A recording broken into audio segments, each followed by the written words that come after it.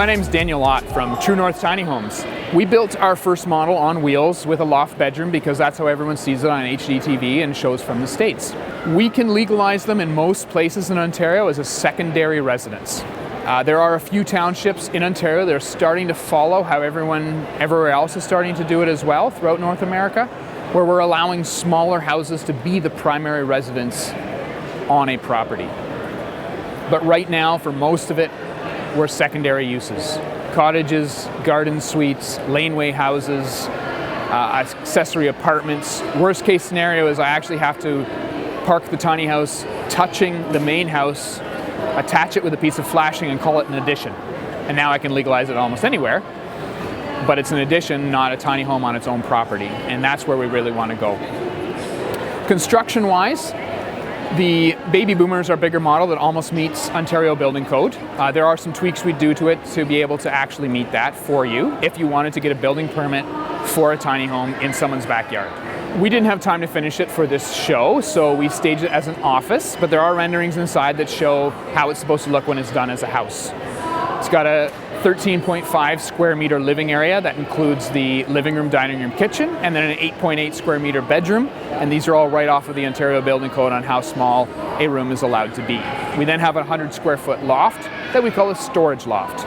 Now, we all know everyone's going to use that as a second bedroom, but that's how we have to legalize it.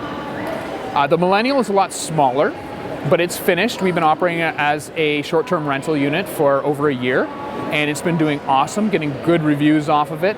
And the cool thing is it looks brand new inside, even though people have been living there for a year. We have that one fully furnished, set up. We sell everything fully furnished with appliances and furniture because they're very specific for a tiny house to be able to fit in there. We have this one set up to show how off-grid can work. Even though this one only has some components to show how it can work, we would have to upgrade them for people to be able to actually use it full time. So for instance, I only have 2 batteries in the mechanical room. We would need about 8 for it to run full time. I only have 500 watts of solar. We need about 3,000 watts for it to run full time.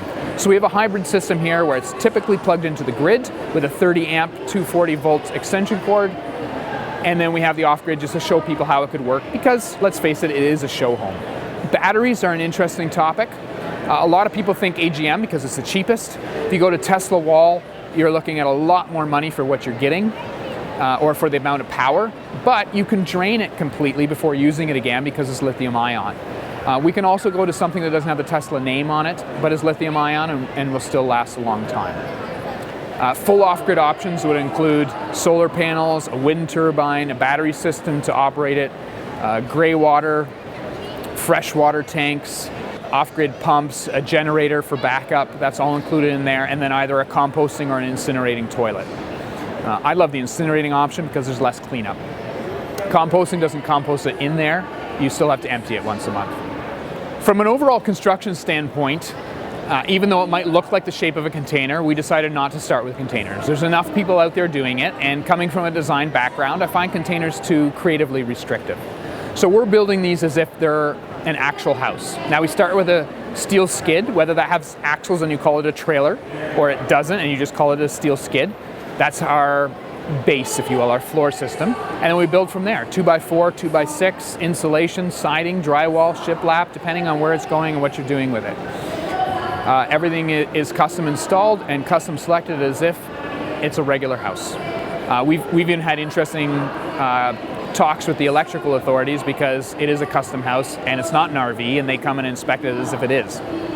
So inside the Millennial, we started right from how to design the axles to have the most space in our loft as possible. So we have 52-inch ceiling heights up there so that you can sit up in bed and read or watch TV on your iPad or be able to walk through there, hunched over mind you, but not having to crawl on your hands and knees. And that to me was a big design deal. We have hardwood floors in there. We have specific custom tiles in the shower. We have a composting toilet and just a regular IKEA type vanity in there. In the kitchen, we have custom cabinets and quartz counters. Again, we want to say, just because you're living small, you don't have to give up on luxury. We have a small living/dining room, which we've kind of staged as a much smaller space than it could be because we have the patio door to also get out. Now, we did install that just for shows. So if I were going to build this model for you to live in permanently, I would probably just make that a window and put a couch on both sides with a dining table in between. Upstairs in the loft, we've got a queen-size bed, and then we have a small door to go to our rooftop patio. I mean, why not? No one else had done it, so we might as well try. So our biggest question is, where can we put these things? For the most part, anywhere in Quebec, BC, Alberta, and the States, it seems. In Ontario, mostly secondary uses. Our biggest demographic of people who have come to us are downsizers, and they've specifically said to us they'd rather live in a community. So we've taken it upon ourselves that this is our mission, to find properties throughout Ontario where we can develop tiny home communities. Purposefully set communities with community center and a pool and a place for people to call home, walking trails. You can find us at www.truenorthtinyhomes.ca. That's .ca, not .com. And you can email us, hello@truenorthtinyhomes.ca. Thanks for watching. We'll talk again.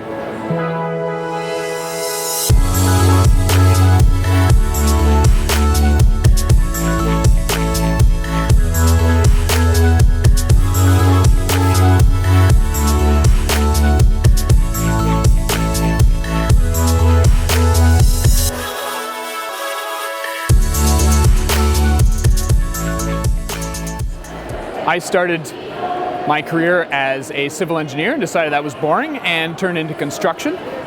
Found out that a lot of people were needing help in the design aspect of things. And then as designing spaces happened over the next 15 years, realized that the types of spaces we were designing kept getting smaller and smaller, and the cost of construction and the cost of housing kept going higher and higher. A direct correlation right there.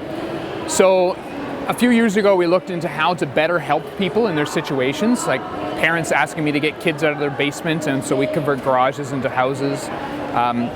Parents moving back in with their kids, kids moving back in with their parents, duplexing houses for that reason, or just separating sections of the house for grandma to live in for a few years, and then when she moves into retirement home or nursing home, what do they do with that space, and they have to renovate it again. So we're looking for better solutions for this, and we said tiny homes is the best answer for all of this.